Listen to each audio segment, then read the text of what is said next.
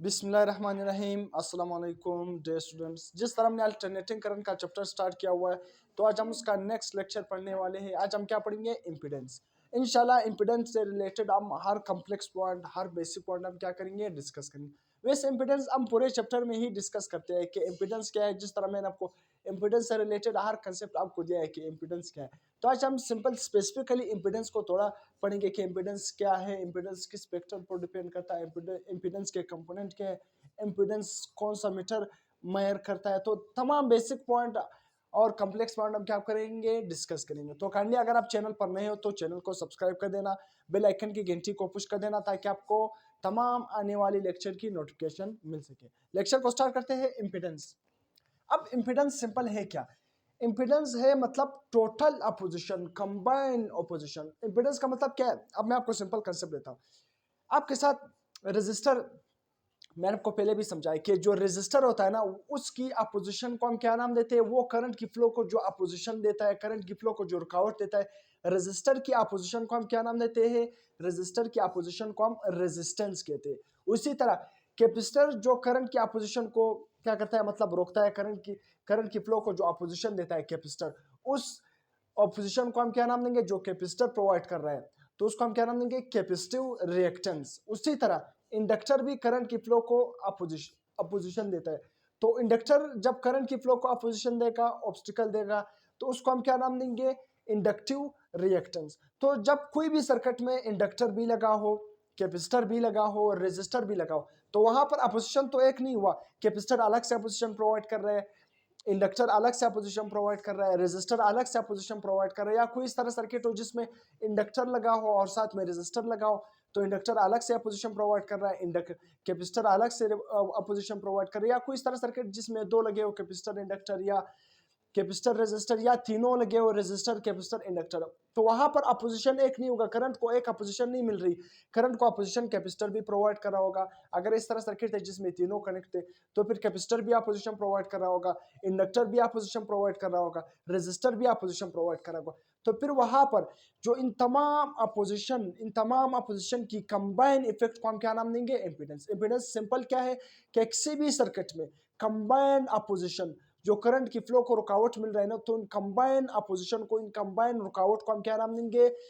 Impedance. तो impedance क्या हो गया? सिंपल मैंने यहाँ पर डिफरेंशियल लिखा है, the combine effect of resistance, combined effect of resistance of a resistor and reactances of capacitor and inductor is called impedance. impedance का मतलब सिंपल क्या हुआ कि कंबाइन इफेक्ट, जो रेजिस्टर रेजिस्टेंस प्रोवाइड कर रहा है और कैपेसिटर और इंडक्टर जो रिएक्टेंसेस प्रोवाइड कर रहे हैं, कैपेसिटिव रिएक्टेंस, इंडक्टिव रिएक्टेंस, तो इन सब कंबाइन, तमाम के कंबाइन इफेक्ट को, तमाम के अपोजिशन को ऐड करना, फिर इन सब के अपोजिशन को कंबाइन करते हैं, और इन तमाम कंबाइन इफेक्ट को हम क्या नाम देंगे? इंपीडेंस। तो इंपीडेंस क्या हो गया?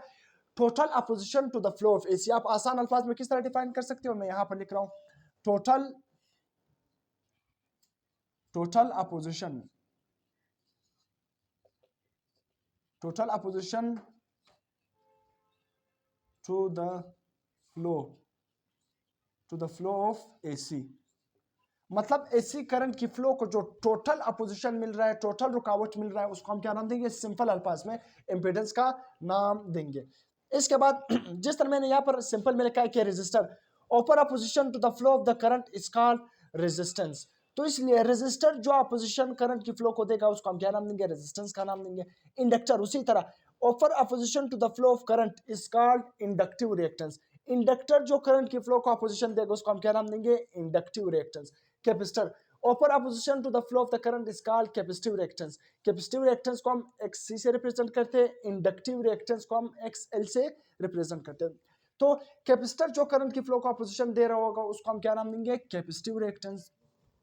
अब यहां पर तो ये हमने पढ़ लिया। अब सर्किट डायग्राम लाजमी नहीं है कि इस तरह हो, सर्किट डायग्राम मुख्तलिफ हो सकता है। अब यहाँ पर मैंने सीरीज में रेजिस्टर, इंडक्टर, कैपेसिटर लगा हुआ है, तो इसलिए रेजिस्टर जो अपोजिशन प्रोवाइड करा होगा, उसको हम क्या नाम देंगे? रेजिस्टेंस। उसको हम R से रिप्रेजेंट करते हैं। उसी तरह इंडक्टेंस जो अपोजिशन प्रोवाइड कर रहा होगा करंट की फ्लो को, मतलब स्पेशली याद रखना, डीसी करंट को ये अपोज नहीं करता। याद रखना कि इंपीडेंस हम क्या कहते हैं कि impedance is the total opposition to the flow of AC या डीसी। अगर मैं आपसे कहूं कि एसी या डीसी, तो क्या होगा?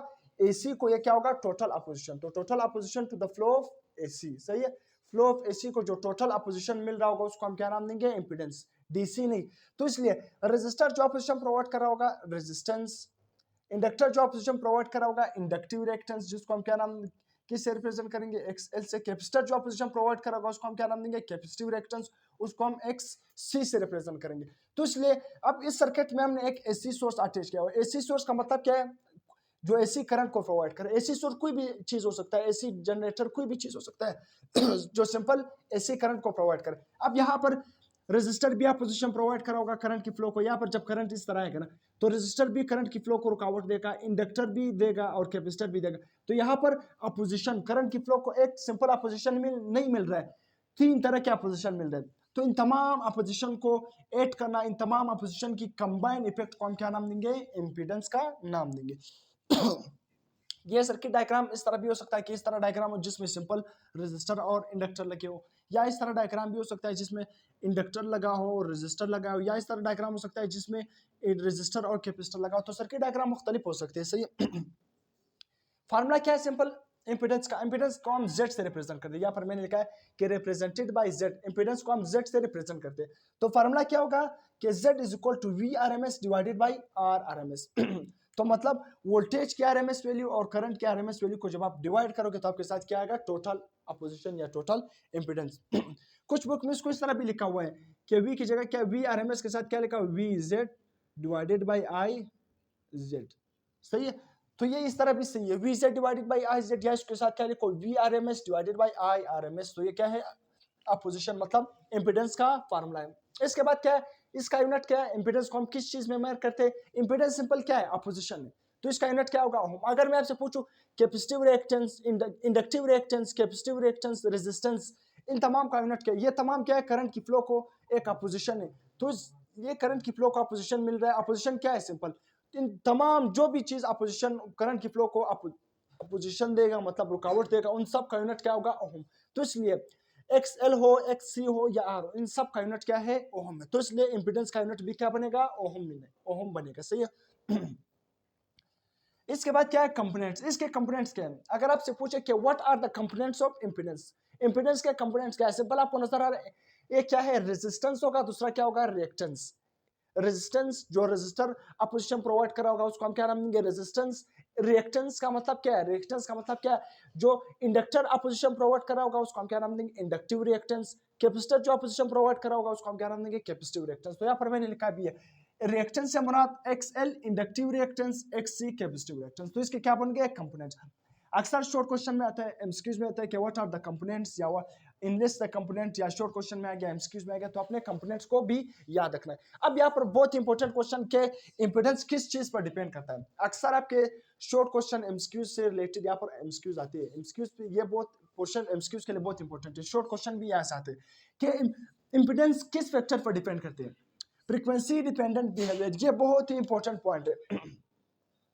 किसका जो बिहेवियर है, इंपीडेंस का जो बिहेवियर है वो क्या है, फ्रीक्वेंसी पर डिपेंड करता है। क्या है, फ्रीक्वेंसी पर डिपेंड कर। अब अगर मैं आपसे पूछूं इंपीडेंस का फ्रीक्वेंसी के साथ डायरेक्ट रिलेशन है, इनवर्स रिलेशन, ये क्या है, कंपोनेंट पर डिपेंड करता है कि कौन सा कंपोनेंट वहां पर अटैच है। तो इसलिए इंपीडेंस वहां पर मैंने पिछले लेक्चर में आपको बताया था कि जिस तरह XC और XL, XC का फ्रीक्वेंसी के साथ कौन सा रिलेशन है, XL का फ्रीक्वेंसी के साथ कौन सा रिलेशन है। तो इसलिए अपोजिशन का फ्रीक्वेंसी के साथ मुख्तलिफ सा रिलेशन है, इंडक्टेंस का फ्रीक्वेंसी के साथ डायरेक्ट रिलेशन है।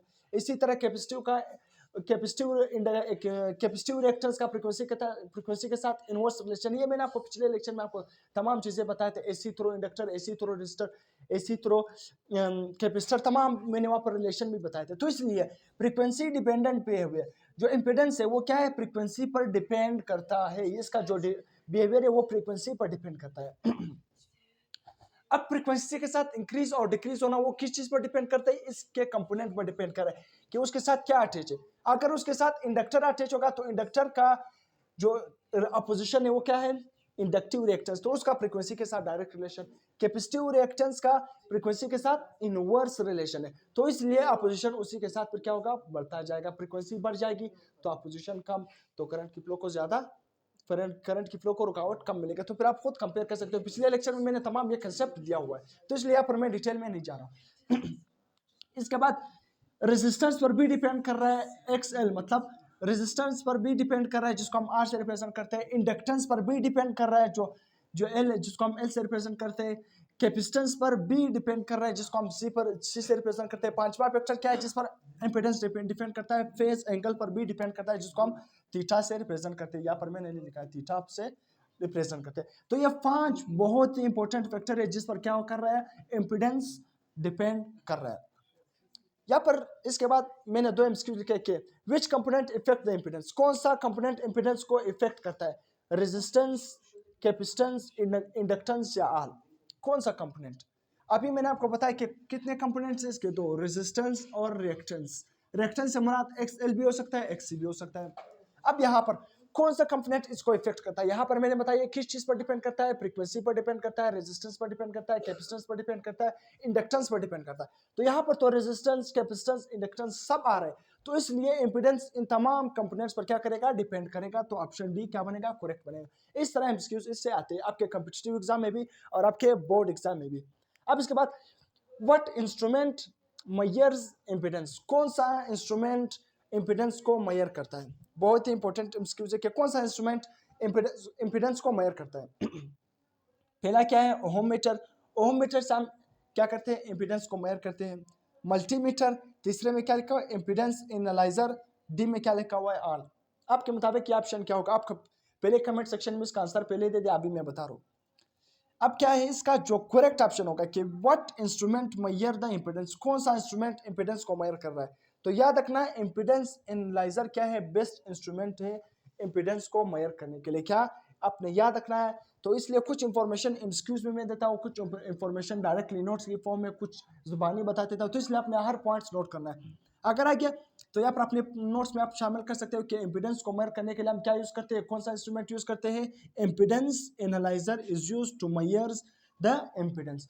तो यहाँ तक हमने इंपेडेंस से रिलेटेड बेसिक पॉइंट तमाम क्या कर लिया, डिस्कस कर लिया।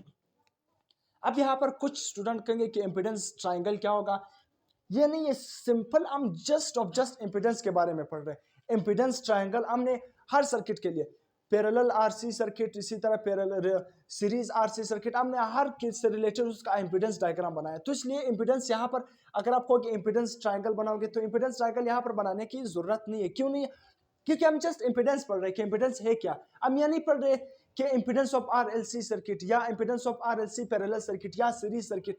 तो इसलिए इंपेडेंस हमने सिंपल पढ़ लिया। तो इंपेडेंस का जो ट्रायंगल होगा, इंपेडेंस ट्रायंगल, वो हमने पिछले लेक्चर में पढ़े थे कि इंपेडेंस का ट्रायंगल किस तरह बनता है। तो वहां पर वोल्टेज, इसी तरह एक्सएल एक्ससी और वोल्टेज का करंट का क्या रिलेशन होगा, तो हमने तमाम डायग्राम वगैरह पढ़े। तो इसलिए ये जस्ट इंपेडेंस से रिलेटेड क्या है, इंफॉर्मेशन है। तो आपने कंफ्यूज नहीं होना है। अगर इंपेडेंस पर क्वेश्चन आ गया तो आपने ये पॉइंट्स लिख लिए।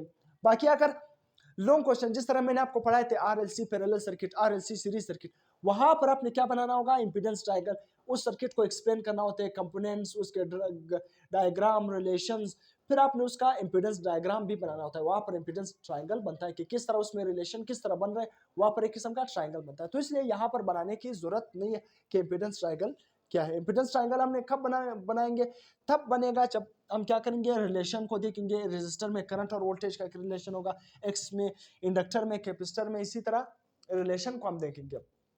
इसका inductive reactance, capacitive reactance, resistance जो ऑपोजिशन प्रोवाइड कर रहे हैं, इनमें क्या रिलेशन है। तो रिलेशन हम क्या कर रहे हैं, पिछले तमाम जब लेक्चर में हमने पढ़ लिया रिलेशन क्या होगा, रेजिस्टर में, कैपेसिटर में, इंडक्टर में, RLC parallel circuit, series circuit, वहां पर हमने तमाम रिलेशन पढ़ लिए। तो यहाँ तक अगर आपको लेक्चर पसंद आ गया तो काइंडली चैनल को सब्सक्राइब कर देना, बेल आइकन की घंटी को पुश कर देना, ताकि आपको तमाम आने वाली लेक्चर की नोटिफिकेशन मिल सके। टिल देन, अल्लाह हाफिज।